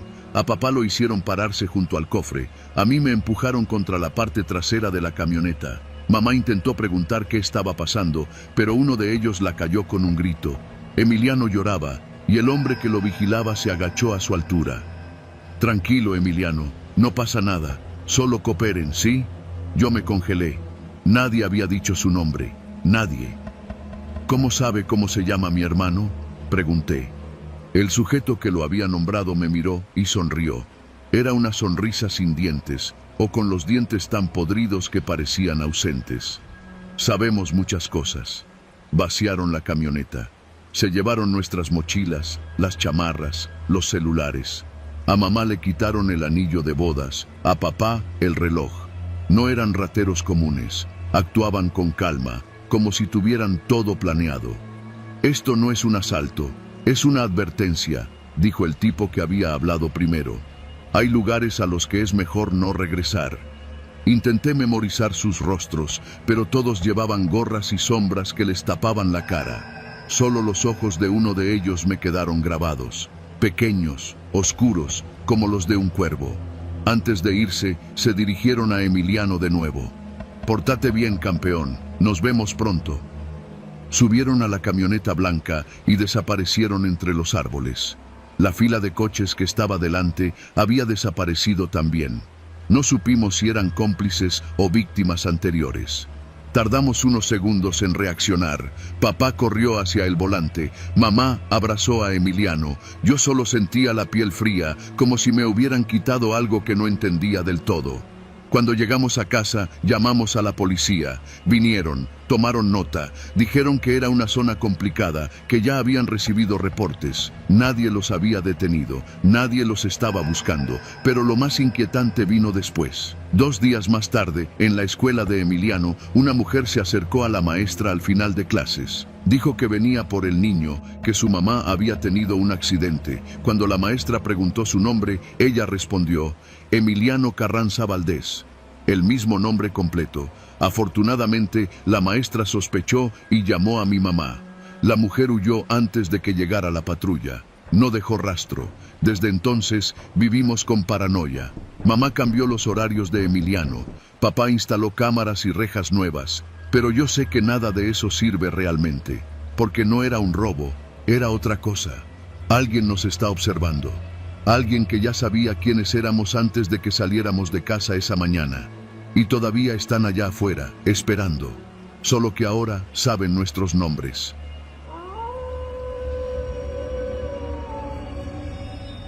Nunca pensé que por unos cuantos pesos de gasolina y el gusto de manejar a solas, terminaría con una pistola en la cara y la vida colgando de un hilo. Trabajo como técnico en mantenimiento de antenas de telecomunicaciones. No es un mal empleo, sueldos decentes, prestaciones y sobre todo, independencia. A veces me toca ir a revisar instalaciones en lugares remotos. Ese jueves, justo después de salir del trabajo en San Jerónimo, me ofrecí a subir a la zona del Ajusco a revisar una torre que llevaba días sin señal. No era mi responsabilidad, pero quería las horas extra. El jefe aceptó encantado. Era cerca de las 5 de la tarde cuando empecé a subir por la Picacho Ajusco. Esa carretera siempre me pareció hermosa y aterradora al mismo tiempo. Curvas cerradas, pinos altos, neblina repentina. A esa hora no había muchos coches. Llevaba el estéreo apagado, solo el zumbido del motor y el golpeteo del aire contra los cristales. Me sentía tranquilo. El sitio exacto era en el kilómetro 36, cerca de un sendero que se interna en el bosque. Me estacioné en una terracería junto a un anuncio oxidado del Parque Ejidal San Nicolás Totolapán. Caminé unos 20 minutos por el monte hasta llegar a la antena. Revisé los conectores, tomé unas fotos, actualicé el reporte desde el celular y empecé a bajar. Ya era de noche, no había señal, ni un poco. Me sentí incómodo, pero nada fuera de lo normal. Pensé en mis papás, que viven cerca de Santa Úrsula, y en mi novia que seguro ya me había mandado un mensaje. En cuanto baje, me dije. Cuando llegué al coche, lo primero que noté fue un faro apagado. Juraría que no estaba así antes. Lo segundo, 2 camionetas negras estacionadas más adelante, a la orilla del camino. Pensé que tal vez eran excursionistas o algo así. Pero entonces escuché pasos detrás. Me giré rápido. 3 hombres salían del monte, armados, con pasamontañas. No dijeron nada. Uno me apuntó directamente a la cara. El otro me gritó que alzara las manos. ¿Eres de los del cártel, cabrón?, me preguntó el más joven. Su acento no era local, algo del norte. No supe qué responder. Me temblaban las piernas. No, vengo a revisar una antena, soy técnico, trabajo para Telcel, balbuceé. Me golpearon en la nuca con la culata, caí de rodillas. ¿Traes radio? ¿Estás grabando? Revisaron mi mochila, mi celular, el coche. Otro tipo más llegó corriendo desde la otra camioneta. Tenía una tablet en la mano. Comenzó a revisar mi celular, desbloqueado a la fuerza con mi dedo. Este güey sí trabaja en Telecom. Mira, tiene los correos y todo, tiene GPS activado, pero nada más, dijo uno, como si yo no estuviera ahí. ¿Y por qué andas solo en este tramo a esta hora, carnal? Aquí nomás suben halcones, me dijo el más grande, con una sonrisa torcida. Intenté explicar, me interrumpieron, me subieron a empujones a una de las camionetas, me cubrieron la cabeza con un costal que apestaba a tierra húmeda y gasolina. Sentí el motor arrancar. Iban hablando, pero entre los nervios y el ruido, no entendí mucho. Mi cuerpo entero era un temblor constante. Pensé que me iban a matar. No sé cuánto tiempo estuvimos en movimiento. A veces bajaban el volumen de la música que llevaban puesta, corridos tumbados, según reconocí, para hablar entre ellos. Otras se reían. Finalmente nos detuvimos. Me bajaron del vehículo, aún encapuchado, y me empujaron hacia una cabaña. El aire era frío y húmedo. Me metieron a un cuarto. Alguien me quitó la capucha. Me dolían los ojos por la luz del foco colgante. Frente a mí, un hombre con chamarra táctica, cara de pocos amigos y ojos oscuros que no parpadeaban. «Tú no eres de los que nos mandan mensajes», dijo él, como si ya hubiera revisado todo. Negué con la cabeza, sin poder articular palabra. «Pero no te vamos a dejar ir así nomás. Esto que viste, no lo viste. Me mostraron un video en mi propio celular. Era mi recorrido desde que bajé de la antena. Me grabaron, me seguían desde el bosque. Ahí me di cuenta. No fue casualidad. Me casaron. Después me interrogaron de nuevo. Querían saber si había hablado con alguien antes de subir, si alguien sabía dónde estaba. Les dije que no. Me pidieron desbloquear mis redes sociales. Rebuscaron en todo. WhatsApp, Telegram, Facebook, Instagram, hasta los correos. No encontraron nada. «Eres un pendejo con suerte», dijo el hombre de la chamarra. Me arrojó el celular al pecho y se dirigió a los otros. «Bájenlo a la carretera, que lo cuente». Me subieron de nuevo a la camioneta. No me cubrieron la cara esta vez. Durante el trayecto no dejaban de hacerme comentarios, que si estaba bonito para el panteón, que si alguien me andaba cuidando desde arriba. Me soltaron en un camino de terracería cerca del kilómetro 33. Me dieron mi mochila. Una de las camionetas se quedó a lo lejos, observando. El más joven me entregó algo envuelto en una servilleta. Era una oreja, humana, aún sangrante. De uno que sí hablaba de más, me dijo, y sonrió. «Tú ni te aparezcas por aquí otra vez, ni subas, ni preguntes». No podía hablar. Caminé hacia la carretera sin ver atrás. Bajé corriendo hasta una parada de combi. Esperé ahí, bajo la lluvia, hasta que un taxi pasó. No dije ni una palabra durante todo el trayecto a mi casa. Esa noche, bloqueé todos mis perfiles. Cambié de número. Le conté a mi jefe que había tenido un percance con un asalto y que no quería volver a zonas rurales. Renuncié 2 semanas después. Nunca conté esta historia completa. Solo a ustedes. No porque quiera que me crean, sino porque necesito vaciarme de ella. A veces todavía sueño con la cara de ese hombre, con el bulto envuelto en servilleta. No volví a la Jusco, no pienso volver. Y si algún día escuchan sobre un técnico desaparecido en las montañas de Magdalena Contreras, recuerden esto. No todos los peligros de esta ciudad se esconden tras fantasmas o leyendas. Algunos tienen nombre, camionetas y una lista de sospechosos que no perdonan un error.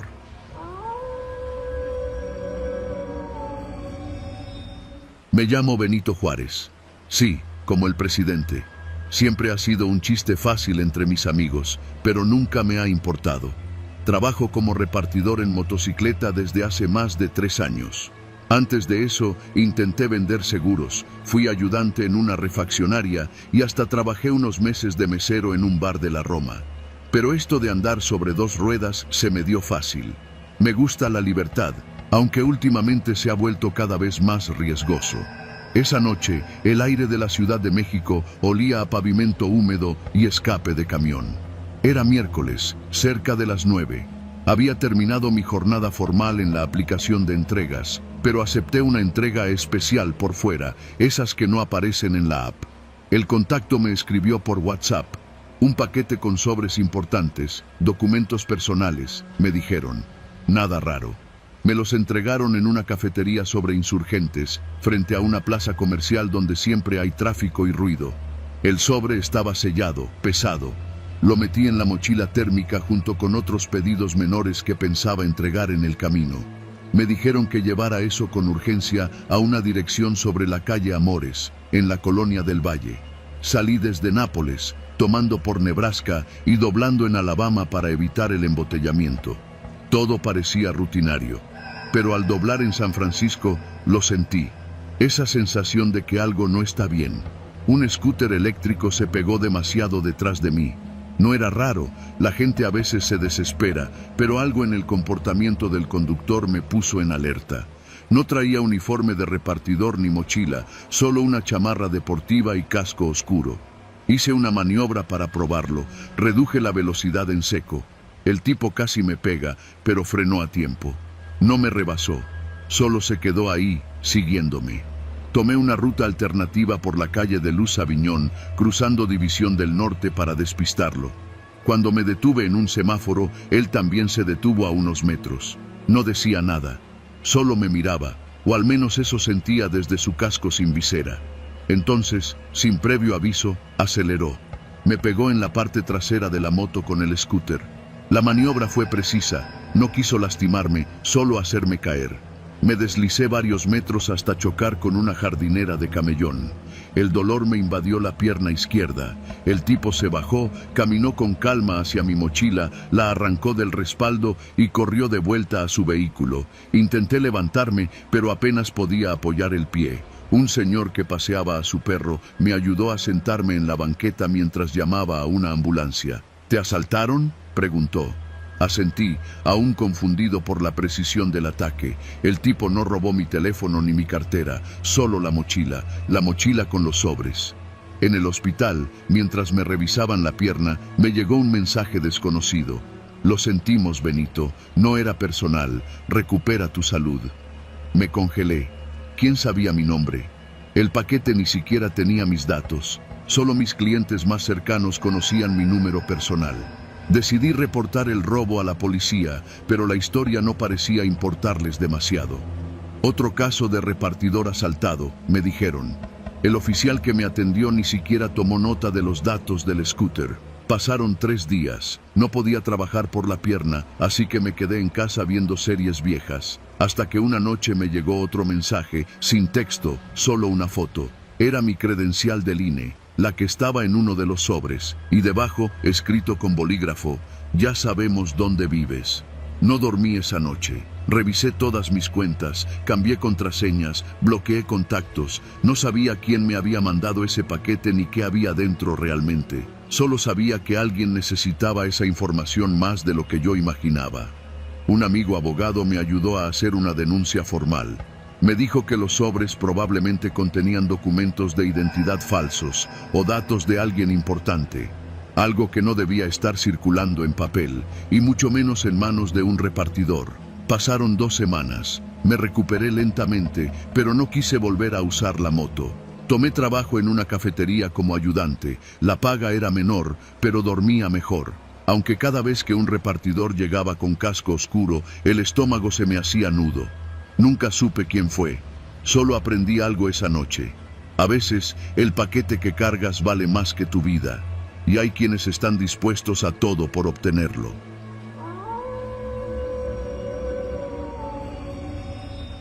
No soy alguien que se espante fácilmente. Trabajo en un despacho de contabilidad en la zona de Reforma y llevo más de 10 años haciendo la misma ruta de regreso a casa. Cada tarde, después de salir a eso de las 7:30, agarro el coche y me voy por circuito interior hasta la colonia Doctores, donde rento un departamento en un edificio viejo, de esos que todavía tienen portero y timbre con interfono de voz metálica.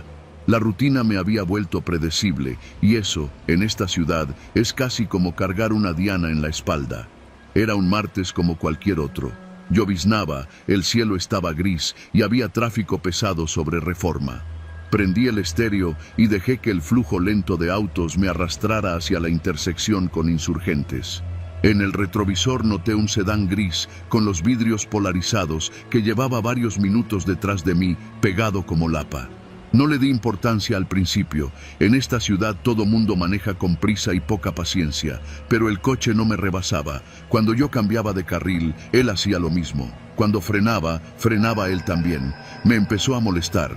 Al pasar por el cruce con Fray Servando, ya llevaba más de 20 minutos con el mismo coche detrás. No era coincidencia. Pensé en acelerar, pero era imposible con el tráfico. No quería llegar directo a mi edificio con ese carro pisándome los talones. En vez de eso, tomé una calle secundaria, fingiendo que iba a comprar algo. El coche me siguió. Ya no cabía duda. El corazón me empezó a latir más rápido. Revisé los espejos. Traté de ver si podía distinguir el rostro del conductor, pero los vidrios polarizados hacían imposible ver hacia adentro. Giré por una calle más angosta, de esas que cruzan la Doctores, entre casonas viejas y talleres mecánicos cerrados. Todo estaba semivacío a esa hora. Las luces de los faroles parpadeaban por la humedad. Doblé por una callejuela donde sabía que no había salida. Me detuve en seco frente a un portón oxidado y apagué las luces. El sedán frenó a unos metros, encendió las luces altas y se quedó inmóvil. Mi respiración era lo único que escuchaba dentro del coche. El celular vibró en el tablero. Era un mensaje de mi hermana preguntando si ya iba camino a casa. Escribí rápido que sí, que todo bien, que luego le llamaba. Cuando levanté la mirada, el sedán ya no tenía las luces encendidas. Un portazo seco me sacó del trance. 2 hombres bajaban del coche, ambos con sudaderas negras, uno llevaba una gorra y el otro una capucha. Me quedé paralizado. Uno de ellos golpeó con fuerza mi ventanilla. ¡Bájate!, gritó con voz grave y acento del centro. No reaccioné. El tipo golpeó de nuevo, esta vez sacando lo que claramente era una pistola. Me vi reflejado en el cañón del arma, pálido, sudando. Bajé la ventanilla solo un poco. «Apaga el motor y bájate», volvió a decir. Lo hice. Temblando, abrí la puerta. Uno de ellos me empujó contra el coche, revisándome los bolsillos. Me quitó el celular, la cartera y las llaves. «¿Cuál es tu código?», preguntó el otro, el de la gorra. «¿De qué hablas?». «Del banco, pendejo. El código para entrar a la app. No te hagas el idiota». Tenía las manos levantadas, el corazón palpitando como tambor en medio de la guerra. Tartamudeando, le dije el patrón de desbloqueo. Me pidió que lo hiciera yo mismo. Lo hice. Me arrancó el teléfono de las manos. «Abre la app. Vas a hacer unas transferencias». Obedecí. Me hizo abrir mi cuenta principal. Supe que todo lo que tenía en mi cuenta se iba a ir en cuestión de segundos. Tenía el sueldo del mes y unos ahorros que llevaba juntando para pagarle una operación dental a mi madre. «Transfiere 30.000 al número que te voy a dictar», dijo el de la gorra. Su compañero miraba a todos lados, nervioso. «Solo tengo 20», intenté decir. «Hazlo». Tecleo tras tecleo, fui vaciando mi cuenta. El tipo revisaba la pantalla todo el tiempo. En un momento, levantó la vista. «¿Tienes otra cuenta?». «Solo una de débito», murmuré. «Dámela. Y desbloquea también la app de tu banco. Toda». Así estuve, vaciando mi vida digital en manos de esos tipos. Me hicieron tomar una foto a mi identificación, mandarla por WhatsApp a un número desconocido. Luego uno de ellos llamó con voz calmada, casi como si hiciera una compra. «Ya quedó, sí. Mándame el comprobante». «Sí, este güey no se ha resistido. Va». Cuando colgó, me miró. «Ya estuvo. Te vas a quedar aquí 5 minutos. No te mueves, no volteas. Si haces algo raro, vamos a saberlo». Dejaron el celular sobre el cofre y se subieron al sedán. Se alejaron sin prisa. Tardé varios minutos en poder moverme. Las manos me temblaban, el cuerpo entero me dolía del miedo. No tenía más que el teléfono, sin saldo y sin acceso. Mis cuentas vacías, mi dignidad hecha trizas. Caminé unas calles hasta encontrar una tienda abierta. Pedí prestado el teléfono al encargado y marqué a mi hermana. Me escuchó llorar por primera vez desde que éramos niños. Esa noche dormí en su casa. Nunca regresé solo a la Doctores por reforma. Ahora uso rutas alternas, reviso los retrovisores constantemente y jamás dejo mi celular sin contraseña doble. Hay cosas que no olvidas. Hay momentos donde el miedo no viene de fantasmas, sino de los vivos. De aquellos que no te espantan con cadenas, sino con armas y números de cuenta.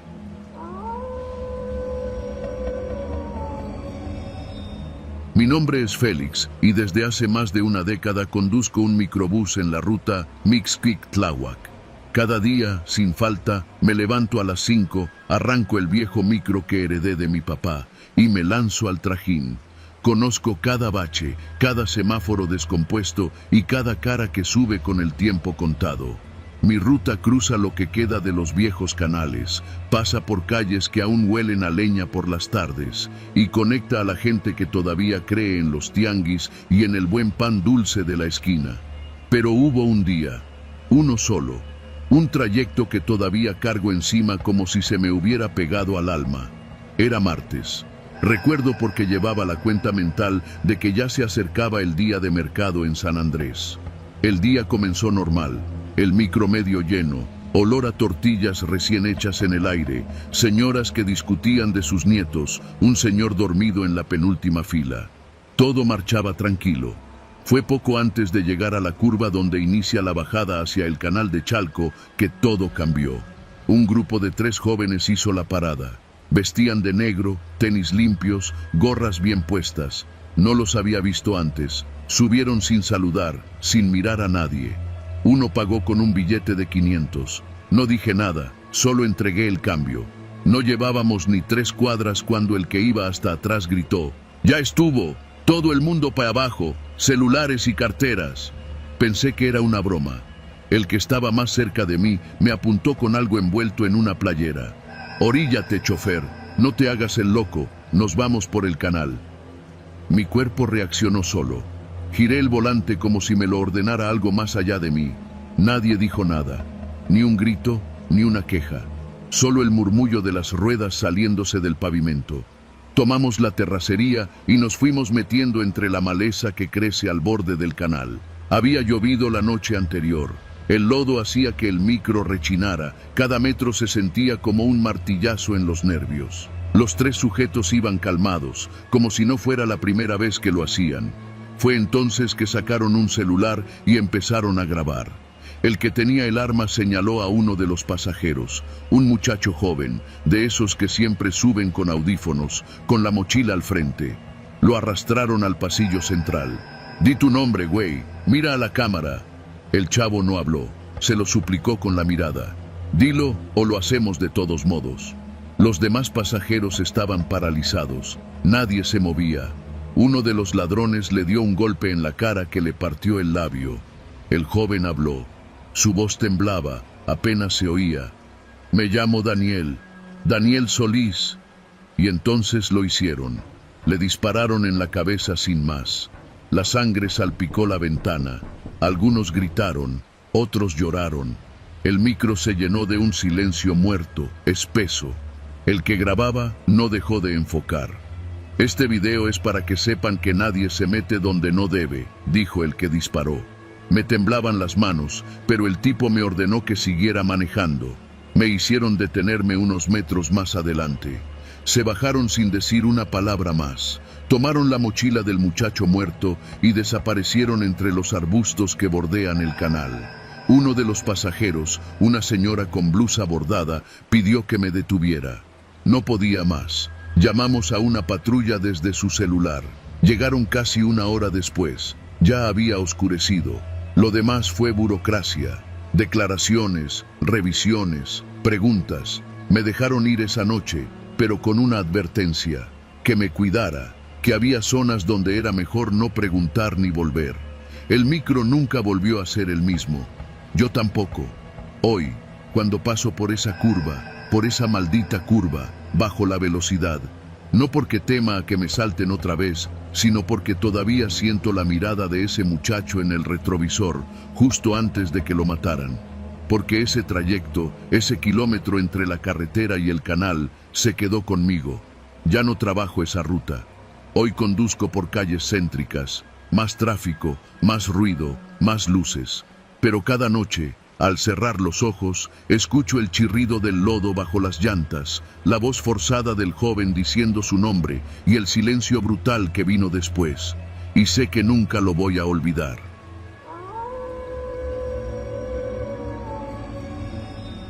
Me llamo Elías Juárez y llevo más de 15 años manejando tráileres por todo México. Lo mío es la carga pesada, refrigerados, perecederos, a veces maquinaria. Cuando acepté aquel viaje desde el Bajío rumbo a la central de abasto del sur de la Ciudad de México, no imaginé que acabaría enfrentando algo que todavía hoy, cuando lo cuento, me hace dudar si realmente salí vivo de eso. Era lunes, principios de noviembre. Salí al anochecer desde Celaya, con un tráiler lleno de mercancía de alto valor, carnes frías, electrónicos y algo de abarrotes. Mi cliente insistió en que todo llegara a primera hora del día siguiente. Eso implicaba cruzar la ciudad por la madrugada, justo cuando las calles están más despejadas y los retenes más dispersos. Para evitar el embudo de Tlalnepantla y el viaducto, planeé entrar por Observatorio. Ahí hay un tramo que suelo tomar cada que vengo del norte, una ruta que conozco como la palma de mi mano. Encendí la radio de la empresa y, como siempre, me mantuve en frecuencia con otros choferes. Eran cerca de las 2 de la madrugada cuando empecé a escuchar una voz distinta por la frecuencia interna. Cambio en ruta. Atención camiones destino sur. Diríjanse por lateral de observatorio. Acceso especial autorizado. Coordenadas nuevas. Era una señal clara, con el mismo tono seco y profesional que usan los despachadores. No dudé. Giré en la desviación que va hacia la lateral, pensando que quizás había algún accidente o bloqueo en la rampa principal. Me pareció extraño que la voz no se identificara, pero no era la primera vez que algún supervisor daba órdenes rápidas en medio de la noche. Seguimos órdenes. Así es esto. Lo raro empezó después de unos 10 minutos. Las calles por las que entré no eran tan conocidas, más bien parecían zonas industriales viejas, con baches profundos y poca iluminación.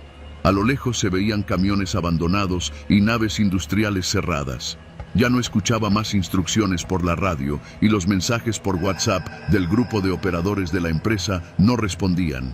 El GPS comenzó a recalcular sin éxito y mi señal celular cayó de golpe. Fue en ese momento cuando me di cuenta de que algo no cuadraba. Aún así, no podía maniobrar fácilmente en esas calles estrechas, así que decidí avanzar un poco más para encontrar algún lugar donde pudiera girar. Fue entonces cuando me cerraron el paso.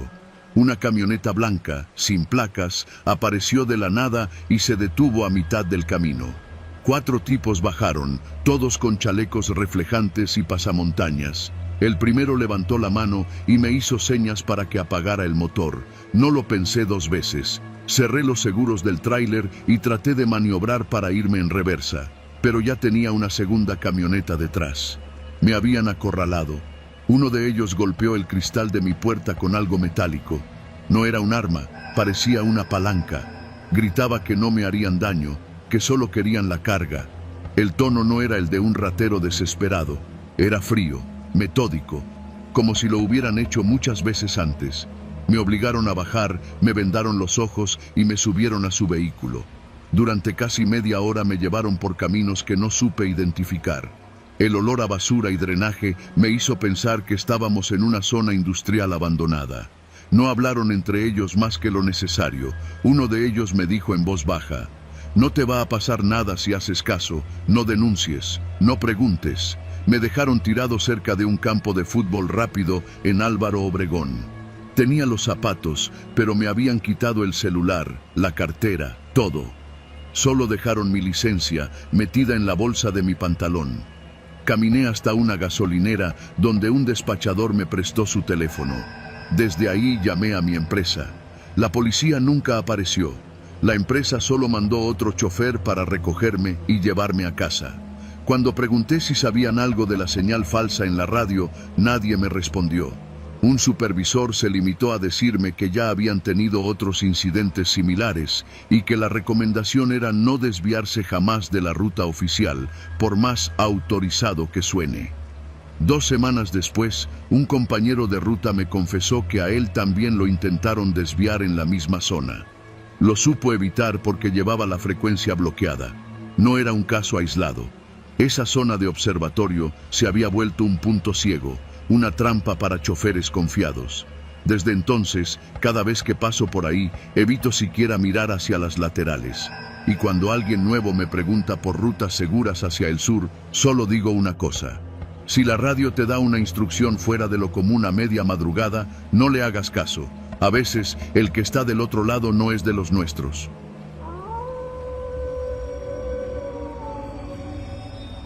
Me llamo Joaquín, vivo en Iztapalapa, pero cada que puedo me escapo a la Jusco, sobre todo cuando me siento saturado del ruido, la gente, el tráfico, todo eso que te va comiendo de a poco la cabeza en la ciudad. Ese fin de semana era uno de esos.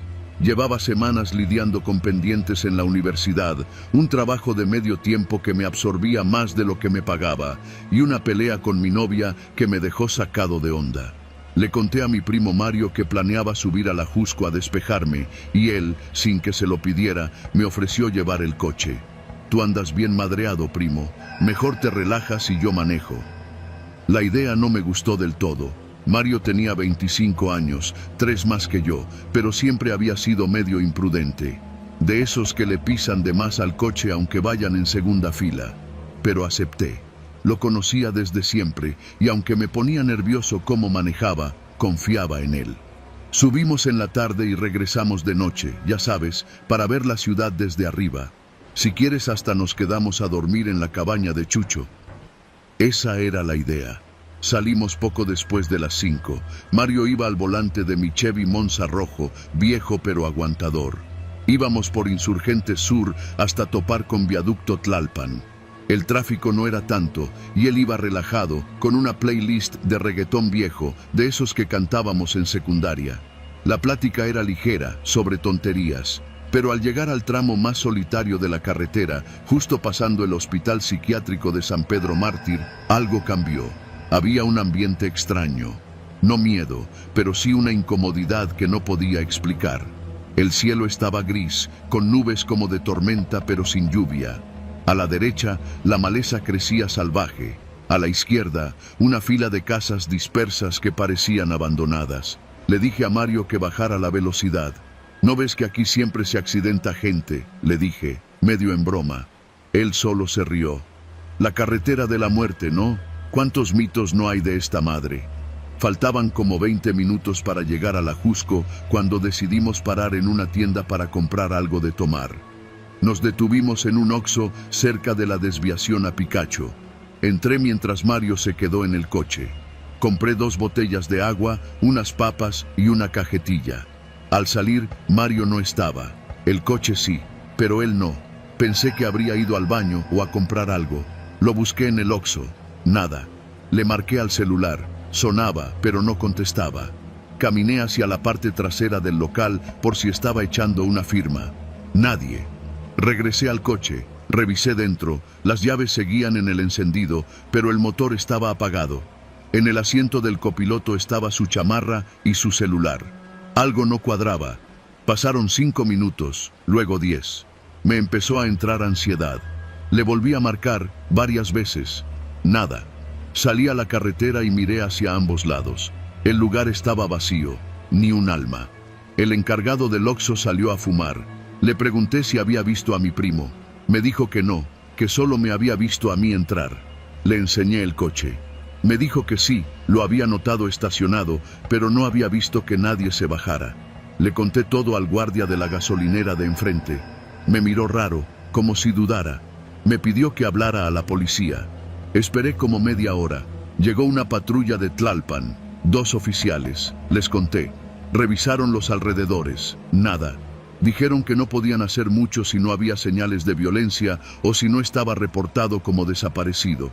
Me sugirieron que esperara unas horas, que quizás mi primo se había ido con alguien o andaba en algún lugar sin señal. Pasa seguido, joven, dijo uno de ellos, más en esta zona. Ya era de noche. Me senté en la banqueta, viendo pasar coches esporádicos, mientras trataba de entender qué carajos había pasado. A las 11 me fui a casa. No tenía sentido quedarme. Esa noche no dormí. A la mañana siguiente fui al Ministerio Público de Tlalpan a levantar un acta de desaparición. Fue un proceso lento. Formularios, preguntas, caras que no mostraban interés. Me dijeron que revisarían cámaras de seguridad del Oxxo y la gasolinera. 2 días después me llamaron. Me citaron para mostrarme las grabaciones. Lo que vi me dejó helado. En las imágenes, a eso de las 6:30 de la tarde, se ve mi coche estacionado. Se me ve entrando al Oxxo. Y en ese lapso, desde el costado de la carretera, llega una camioneta blanca sin placas. Se detiene justo junto al coche. Bajan 3 tipos. Caminan directo hacia el lado del conductor. Forzan la puerta. Entran y en menos de 1 minuto, sacan a Mario, lo empujan al suelo, lo golpean y lo suben a la camioneta. Todo sucede en silencio, nadie más en la calle. La cámara no capta sus rostros con claridad. Van con gorras, cubrebocas, ropa oscura, todo calculado. La camioneta se va hacia el sur, rumbo a Santo Tomás Ajusco. Me quedé mirando la pantalla en shock. Los policías me dijeron que era común. Levantones express, gente confundida con otros. O peor, no me dijeron más, solo que estaban investigando. Han pasado 6 meses, no hay noticias, no hay cuerpo, no hay pistas, nada. Lo peor es la incertidumbre. Pensar si Mario sigue vivo, si lo tienen, si lo mataron, si lo confundieron con alguien más, si sabían algo de nosotros, si fue al azar. Desde entonces no he vuelto a la Jusco. Cada que paso por esa carretera veo el punto exacto donde lo levantaron. Cada que escucho el sonido del viento entre los árboles, recuerdo su silencio. Y cuando manejo de noche, siempre miro por el retrovisor, esperando ver una camioneta blanca. Porque en esta ciudad, a veces, los fantasmas no son espíritus, son ausencias. Y los muertos, los que no aparecen, los que nadie busca con ganas, como Mario.